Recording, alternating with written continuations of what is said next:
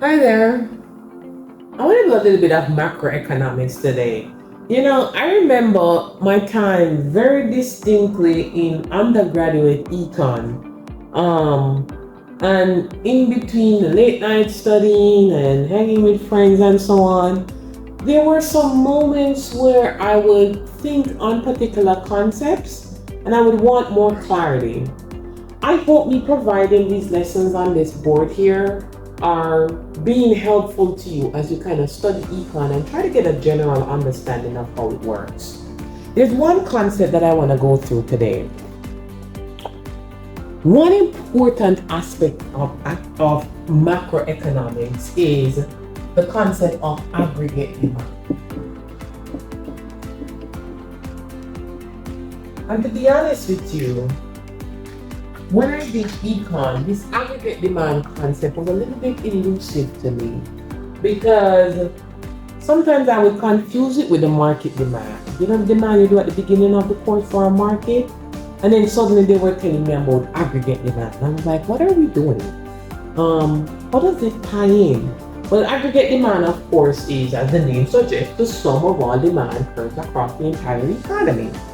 And when it was displayed, or when it is displayed, it kind of looks like this. Since you're looking at the entire economy, you have real GDP and then you have the price level for the entire economy. Aggregate demand was this downward sloping demand curve that looks like that. Okay. So aggregate demand, you can see the confusion. It's also downward sloping. But the explanations as to why it was downward sloping was a little bit different. They had three reasons why it was downward sloping. Everything in econ is always three reasons. Every time I come up with something, there are three reasons. It's almost, I could make a little song, 3 reasons. Does Trey Songz have a song called 2 Reasons? Anyway, I digress, okay? But there were 3 reasons why aggregate demand was downward sloping. There was something called the wealth effect. And this one is kind of interesting. The idea is when prices change, it affects our overall wealth balance. And that's true, okay? So for example, if things get more expensive, the value of your financial assets, that's a proxy for your wealth. If prices go up, the value of your financial assets will drop. And if wealth is dropping, then you're gonna be consuming less. And if you're consuming less, then real GDP is also going to be dropping because consumption is a component of GDP. So the wealth effect says changes in price will affect our wealth balance. And when our wealth balance gets changed, that affects consumption, which in turn affects GDP. And they argue that created an inverse relationship between price and real GDP. And that's true, right? The idea with the wealth effect, for example, prices go up, then your wealth drops, then your consumption drops. So guess what? GDP will also drop. And you notice the direction of the arrows? Prices went up, GDP dropped, inverse relationship. That was one reason why that demand curve was downward sloping.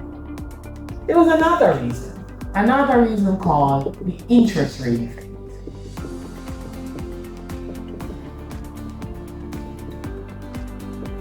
And this is interesting too. There was a link between interest rates, which affect investment, and the price level. And here's how this one works. When prices go up, things get more expensive. You feel poorer. I know I do. When things get more expensive, I feel poor. Okay? So when prices go up, you feel poorer.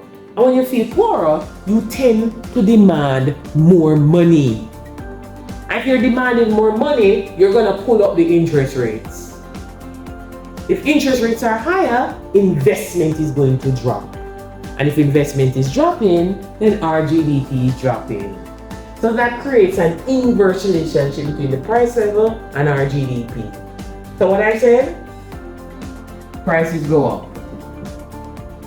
When prices go up, You feel poorer, so you demand more money. That's money demand. When you demand more money, you pull up the interest rate. That's a little I.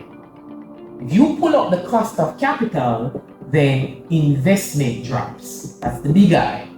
And if investment is dropping, then GDP is dropping. So look again. Price went up, where GDP drops, inverse relationship with the aggregate demand curve. It was 3 reasons, not 2, right? Now I'm trying to think of that song. Anyway, if you remember that song, put it in the comments below. I can't get that. Is there a song called Anyway, if you remember, put it in the link. Okay? Put it in the comments right now. And then the last reason why the aggregate demand curve went down was still there. This is called the foreign purchase effect. I see the name foreign purchase, so you already know exports and imports are gonna play a role.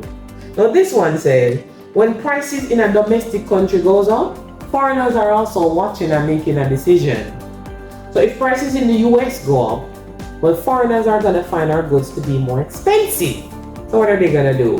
They're gonna buy less of them. So when our prices go up, foreigners find our goods to be more expensive and they export. We are gonna export less because foreigners not buying our stuff as much. At the same time, we're also going to import more. As in comparison to others, we say, oh, it's expensive, I'm gonna buy it abroad. So what happens? Our net exports actually drops. And if that is dropping, so is our GDP. So with the foreign purchase effect, watch me. The prices go up. Foreigners go, that's expensive. So they buy less of our stuff and we export less. That's extra exports. And at the same time, we go, our prices are expensive, I'm gonna buy my stuff from abroad. So we import more.